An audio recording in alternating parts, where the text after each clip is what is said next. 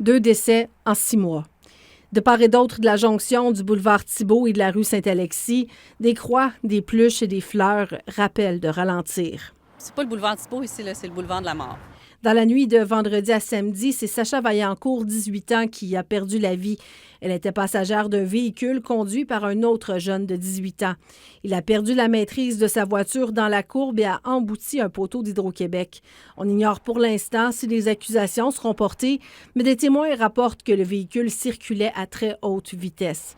Trop, c'est trop pour des résidents du secteur. Fait que peu importe la pancarte qu'on va mettre, 50 ou 70, ça ne changera rien. D'après moi, c'est des photos radars, tout simplement, que les gens sachent que même s'il n'y a pas de policiers, ils peuvent être pris en haute vitesse et puis il peut y avoir des conséquences. Hey, là, ça roule sur Thibault, là. C'est très, très dangereux.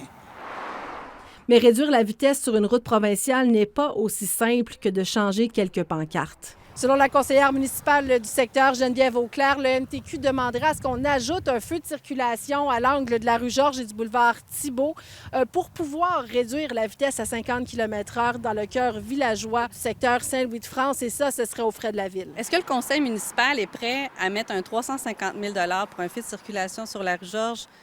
Je pourrais poser la question demain soir au conseil municipal. Elle demande aussi à la ministre Sonia Lebel, qui est députée du secteur, de s'impliquer. Il me semble que 2 morts en 6 mois, là, c'est pas trop demandé d'intervenir.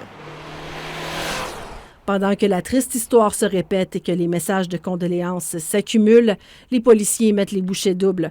Un d'entre eux a remis 8 constats d'infraction en 1 heure lundi matin pour des vitesses entre 95 et 100 km/h dans une zone de 70.